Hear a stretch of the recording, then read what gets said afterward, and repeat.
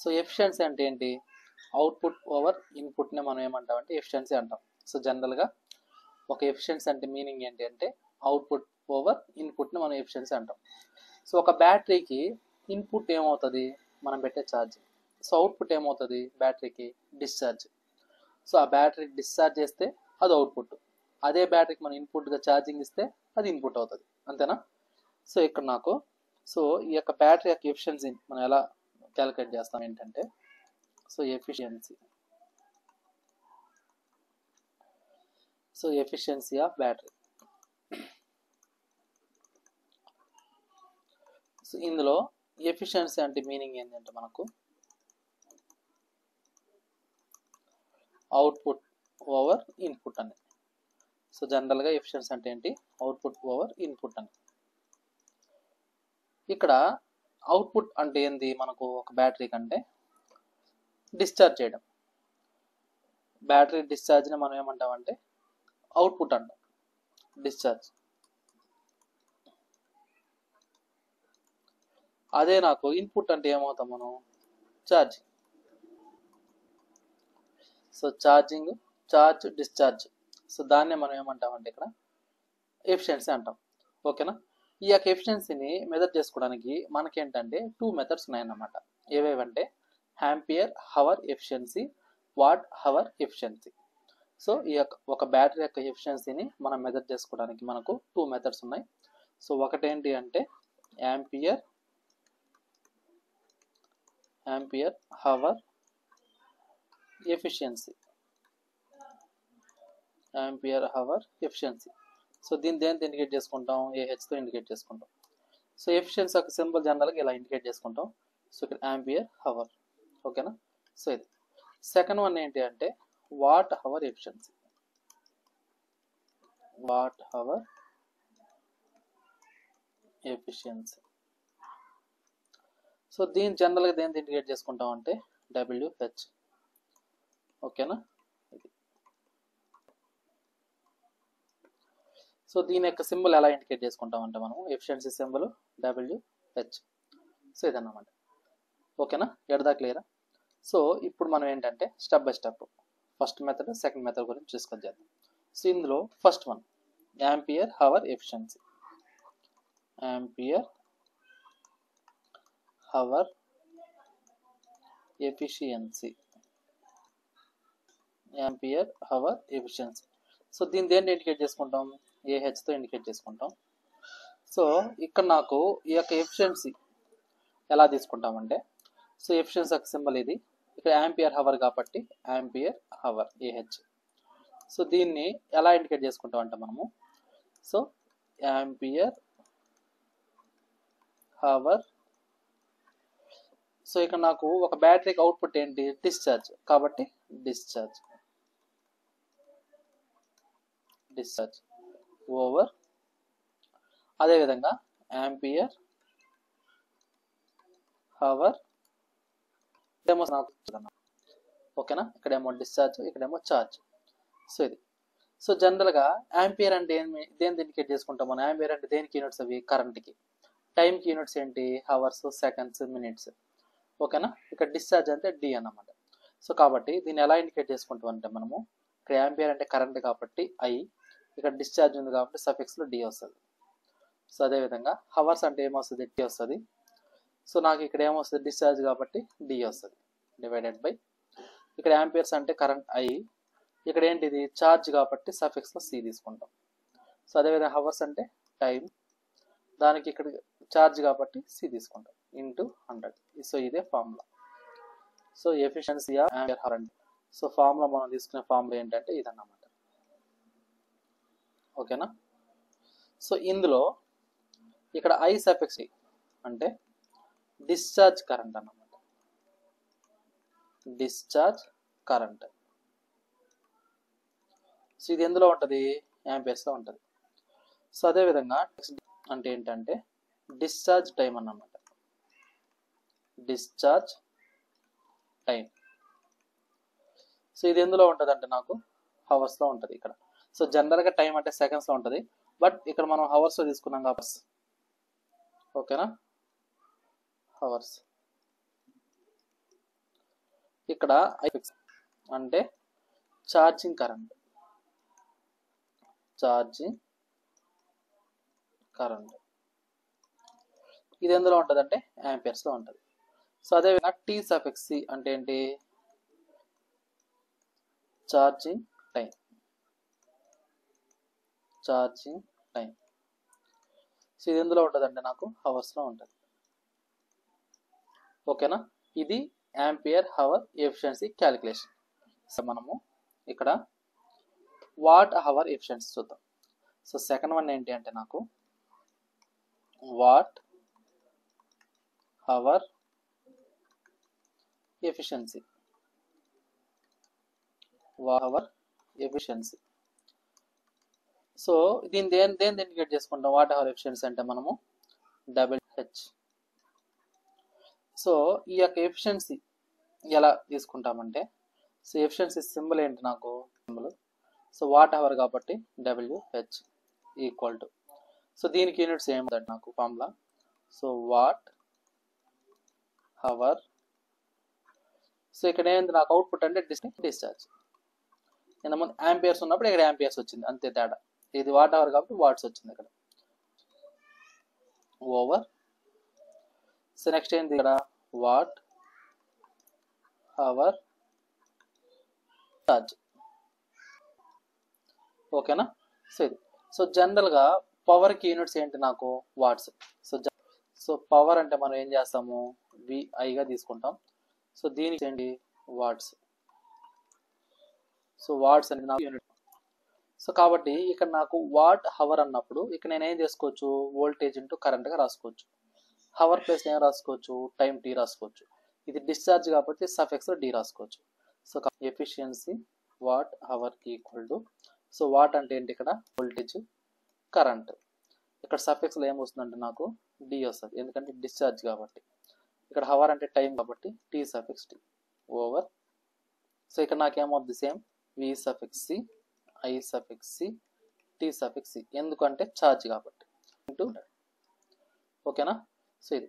So దీన్ని మనం ఇంకో విధంగా ఎలా రాసుకోవచ్చు అంటే ఇక్కడ, సో ఇక్కడ చూడండి, ఇక్కడ ఏదైతే ఉందో మనకు ఈ మొత్తాన్ని అబ్జర్వ్ చేసినట్లయితే దీన్ని, ఈ మొత్తాన్ని మనం అబ్జర్వ్ చేసినట్టయితే ఇది యాంపియర్ హవర్ ఎఫిషియన్సీకి కదా. సో కాబట్టి ఇక్కడ D into T suffix D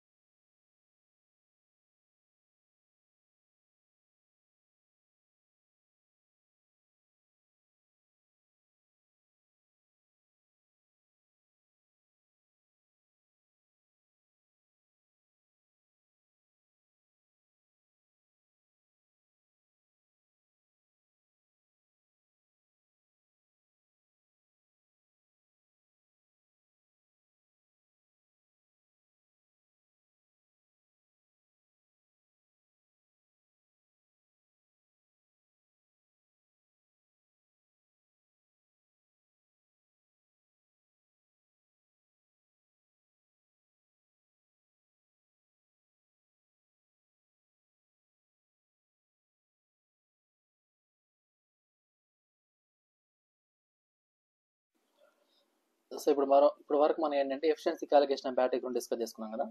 so ఇప్పుడు దానికి సంబంధించి ఒక ప్రాబ్లం చూద్దాం. So an alkaline cell is discharged at a steady current of 5 amperes for 10 hours. The average terminal voltage being 1.2 volts. To restore it to its original state of charge, a steady current of 4 amperes for 15 hours is required. The average terminal voltage being 1.44 volts. So calculate the ampere hour efficiency and watt hour efficiency అన్నాడు. So ఇక్కడ నాకు first ఇక్కడ ఏంటంటే మనకు ఇచ్చినట్టు ఎంత రాసుకున్నాం. So first discharge side ఏమి ఇచ్చినాడు, చార్జ్ సైడ్ ఏమి ఇచ్చినాడు అనేది డిస్కస్ చేసుకుందాం ఫస్ట్. సో డిశ్చార్జ్ సైడ్ ఏమి ఇచ్చాడు, చార్జ్ సైడ్ ఏమి ఇచ్చాడు అనేది చూద్దాం. సో ఫస్ట్ ఇక్కడ నాకు డిశ్చార్జ్ సైడ్ ఇచ్చినట్టు ఏవేవి అంటే ఇక్కడ నాకు ఏమేమి ఇచ్చినాడు, ఇక్కడ నాకు ఫస్ట్ కరెంట్ ఇచ్చినాడు అంతేనా.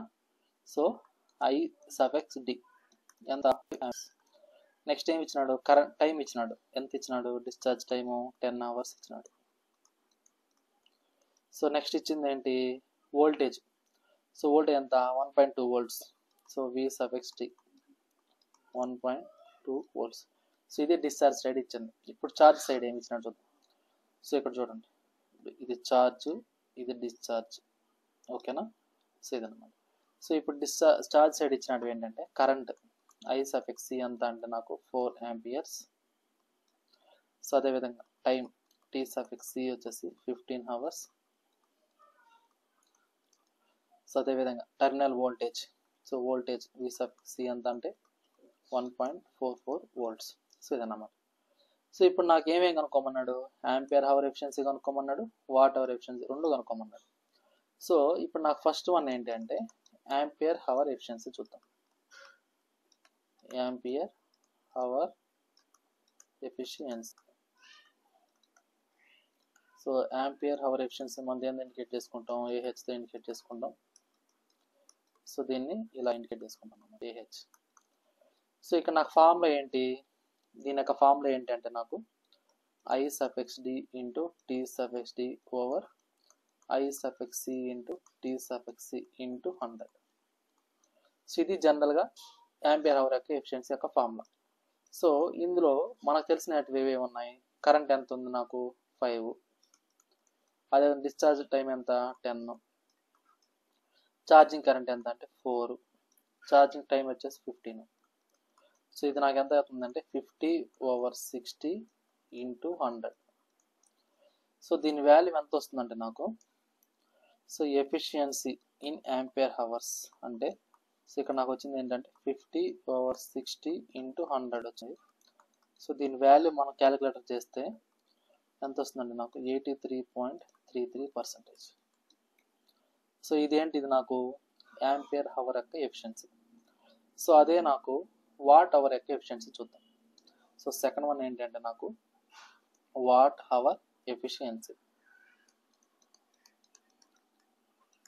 What hour efficiency. సో దీన్ని ఏంటి చేసుకుంటాం, W/H. సో ఎఫిషియన్సీ కాబట్టి ఇలా ఇండికేట్ చేసుకుంటాం సింబల్. సో దీని యొక్క ఫార్ములా ఏంటంటే నాకు వాట్ అవర్ యొక్క ఎఫిషియన్సీ యొక్క ఫార్ములా ఏంటంటే నాకు ఎలా రాసుకుంటాం మనము, watt hour discharge, watt hour discharge over watt hour charge into 100. So ఇక్కడ నాకు వాట్ అవర్ అంటే మనం ఏం రాసుకున్నాం, (D) into I(D) into T(D) over V(C) into I(C) into T(C) into 100. So అంటే దీన్ని డైరెక్ట్గా మనకి ఈ వాల్యూస్ అన్న వేసుకోవచ్చు, ఓకేనా. మనకి ఏవైతే తెలిసిన వాల్యూస్ ఆ వాల్యూస్ వేసుకోవచ్చు ఇక్కడ. సో ఇక్కడ నాకు డిశ్చార్జ్ వోల్టేజ్ ఎంత ఉంది, ఇక్కడ 1.2 ఉంది. సో అదేవిధంగా సో ఆ వాల్యూస్ అన్నీ వేసుకున్నాం. అంటే ఇక్కడ నాకు 5 × 10 × 1.2 న్యూమరేటర్ పార్ట్ ఇది. డినామినేటర్ అది 4 ఇంటూ 15 ఇంటూ 1.44 ఇంటూ 100. సో దీన్ని చేస్తే నాకు వాట్ అవర్ మీటర్ యొక్క ఎఫిషియన్సీ ఎంత వస్తుందంటే నాకు ఇక్కడ 69.44% వస్తుంది. 69.44%. సో దీన్ని ఇలా కాకుండా మనము విత్ రెస్పెక్ట్ టు డైరెక్ట్గా యాంపియర్ అవర్స్ అనే డైరెక్ట్ కనుక్కున్నమాట. సో ఎలా కనుక్కుంటాం? సో ఇక్కడ నాకు efficiency of watt hour equal to efficiency of ampere hour into V suffix D over V suffix C. So ఇది మన ఫార్ములా. సో ఈ ఫార్ములా యూస్ చేసుకుని మనం ఏం కనుక్కోవచ్చు అంటే ఎఫిషియన్సీ ఆఫ్ వాట్ అవర్ అనేది కనుక్కోవచ్చు డైరెక్ట్గా. ఓకేనా? ఇక్కడ యాంపియర్ అవర్ అన్నప్పుడు నాకు ఎంత వచ్చింది వాల్యూ? 83.33%. ఇక్కడ నాకు వి సఫిక్స్ డి అంటే ఎంత వచ్చింది వాల్యూ? 1.2. సో ఛార్జింగ్ వోల్టేజ్ ఎంత అంటే 144. సో ఈ వాల్యూస్ మనం ప్లేస్ చేసుకుంటే అప్పుడు నాకు ఎంత వస్తుందంటే ఇది, సో ఇది ఎంత నాకు ఇది 83.33 ఇంటూ 1.2 ఓవర్ 1.44. సో దీని వాల్యూ ఎంత వస్తుందంటే నాకు 69.44%. సో ఎఫిషియన్సీ ఆఫ్ బ్యాటరీని ఈ యొక్క వాట్ అవర్ మెథడ్ని మనం ఏం చేసుకోవచ్చు అంటే మనకు తెలిసిన యాంపియర్ అవర్ మెథడ్ యూస్ చేసుకొని డైరెక్ట్గా మనం ఏం చేయొచ్చు అంటే ఆ యొక్క క్యాలిక్యులేషన్ అనేది కనుక్కోవచ్చు అన్నమాట ఇక్కడ. ఓకేనా? సో ఇది. సో ఎడదా క్లియర్ అమ్మా? ఇంకేమైనా డౌట్ ఉందా? ఒక్కసారి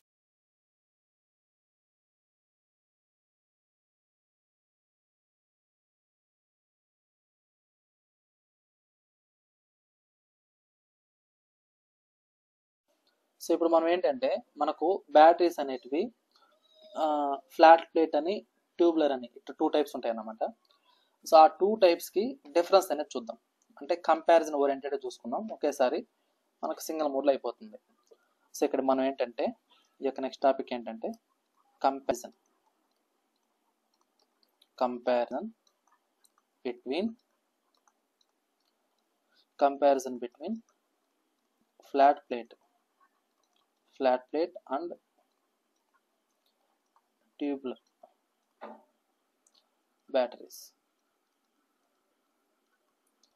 సో కంపారిజన్ అనేది చూద్దాం. సో ఒక సైడ్ ఏమో ఫ్లాట్ ప్లేట్ తీసుకుందాం, సో అనదర్ సైడ్ ఏమో ట్యూబ్లర్ ప్లేట్ అనేది తీసుకుందాం.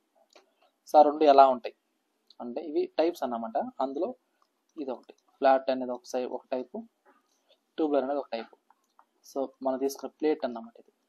So flat plate batteries. Second one ఏంటంటే ట్యూబ్లర్ ప్లేట్ బ్యాటరీస్.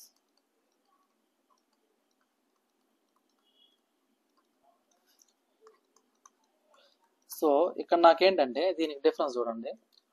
సో మనకేంటంటే ఈ యొక్క ఫ్లాట్ ప్లేట్ బ్యాటరీస్ ఎలా ఉంటాయంటే నాకు సో జనరల్గా లెస్ ఛార్జింగ్ ఉంటుంది అన్నమాట. సో లెస్ ఛార్జింగ్ అంటే ఎట్లా 50 నుంచి 1000 వరకు ఉంటుంది అన్నమాట. అంటే అవర్స్ అంతవరకే ఇది ఉండగలుగుతుంది, అంత మించి అంటే ఇది ఉండలేదన్నమాట, అంటే విత్స్టాండ్ చేసుకోలేదని దాని మీనింగ్. సో దీని యొక్క సైకిల్స్ ఎన్ని ఉంటాయి అంటే నాకు ఫ్లాట్ ప్లేట్కి వచ్చేసరికి ఓన్లీ 50 నుంచి 1000 వరకే ఉంటాయి అన్నమాట ఇందులో. సో మనం తీసుకునే ఈ యొక్క ఫ్లాట్ టైప్ వచ్చేసరికి ఇది లెస్ ఛార్జింగ్ ఉంటుంది, లెస్ ఛార్జింగ్ సైకిల్స్ ఉంటాయి. సో అది ఎంత ఉంటాయి అంటే నాకు 50 నుంచి 1000 వరకే ఉంటాయి అన్నమాట ఈ యొక్క సైకిల్స్ అనేవి. అదే నాకు ఈ యొక్క ట్యూబ్లర్ టైప్ తీసుకుంటే ఇది ఎక్కడ ఉంటుంది అంటే నాకు మోర్ ఛార్జింగ్ సైకిల్స్ ఉంటాయి అన్నమాట ఇందులో. సో మోర్ ఛార్జింగ్ సైకిల్స్ ఉంటాయి. సో అవి ఎంత ఉంటాయి అంటే నాకు 1100 నుంచి 1800 ఉంటాయి అన్నమాట సైకిల్స్ అనేటివి ఇందులో. ఓకేనా? సో ఇక్కడ నాకు ఈ యొక్క ఫ్లాట్ ప్లేట్ తీసుకున్నప్పుడు రిలయబిలిటీ వచ్చేసి ఎలా ఉంటుంది అంటే నాకు చాలా తక్కువ ఉంటుంది అన్నమాట. రిలయబిలిటీ అనేది ఎలా ఉంటుంది అంటే నాకు ఇది చాలా లెస్ ఉంటుంది. So reliability is less.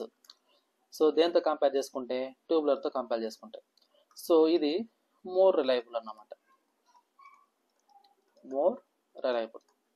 So reliability అనేది సో ఫ్లాట్ ప్లేట్తో కంపేర్ చేసుకుంటే ఇది రిలయబుల్ ఎక్కువ, ఇది రిలయబిలిటీ తక్కువ. ఓకేనా? సో దీని యొక్క లైఫ్ టైం ఎలా ఉంటుంది అంటే నాకు చాలా తక్కువ ఉంటుంది అన్నమాట. సో లైఫ్ అనేది ఇది చాలా తక్కువ ఉంటుంది అన్నమాట ఇది. సో అదే ఇది చూస్తేనేమో మనకు దీనికి ఈ యొక్క ఇక్కడ లెస్ పాజిటివ్ షెడ్డింగ్ అనేది ఉంటుంది. ఇది 30% దాని యొక్క లైఫ్ లైన్ ఇంక్రీజ్ చేస్తుంది అనమాట. ఇందులో మనం తీసుకునే యొక్క ట్యూబులర్ ప్లేట్ వచ్చేసరికి ఈ యొక్క పాజిటివ్ ప్లేట్ షెడ్డింగ్ అనేది ఉండడం వల్ల దీనివల్ల నాకేమవుతుందంటే 30% అనేది దాని యొక్క లైఫ్ లైన్ ఇంక్రీజ్ చేస్తుంది అనమాట, కంపేర్ విత్ ఫ్లాట్ ప్లేట్తో కంపేర్ చేసుకుంటే. సో కాబట్టి ఇక్కడ మనం ఎలా రాసుకోవచ్చు అంటే, so due to less positive plate shedding it gives 30% more life than flat plate. ఓకేనా, ఫ్లాట్ ప్లేట్తో కంపేర్ చేసుకుంటే 30% ఎక్కువ ఉంటుంది అన్నమాట. నెక్స్ట్ ఇంకోటి సర్ఫేస్ ఏరియా అబ్జర్వ్ చేసాం అనుకోండి. ఇక్కడ సర్ఫేస్ ఏరియా వచ్చేసరికి ఇంటర్నల్ సర్ఫేస్ ఏరియా చాలా తక్కువ ఉంటుంది అన్నమాట. ఈ యొక్క ఫ్లాట్ ప్లేట్లో ఇంటర్నల్ సర్ఫేస్ ఏరియా అనేది ఎలా ఉంటుంది అంటే నాకు తక్కువ ఉంటుంది ఇందులో. అదే వచ్చేసరికి ఇంటర్నల్ సర్ఫేస్ ఏరియా ఎలా ఉంటుంది అంటే నాకు ఎక్కువ ఉంటుంది అన్నమాట. ఎందుకు అంటే దాని కెపాసిటీ అనేది 20% ఎక్కువ ఉంటుంది. ఫ్లాట్ ప్లేట్తో కంపేర్ చేసుకుంటే కెపాసిటీ అనేది ఎక్కువ ఉంటుంది అన్నమాట ఇందులో. సో కాబట్టి నాకు ఇంటర్నల్ యొక్క సర్ఫేస్ ఏరియా ఎలా ఉంటుంది అంటే నాకు ఇందులో ఎక్కువ ఉంటుంది అన్నమాట. So internal surface is more and hence its capacity is 20% more as compared to flat plate, ఓకేనా. ఇక్కడ నాకేంటంటే ఇది రిటెన్షన్ కెపాసిటీ అనేది లెస్ రిటెన్షన్ కెపాసిటీ ఉంటుంది అన్నమాట. ఇది less retention capacity of charging,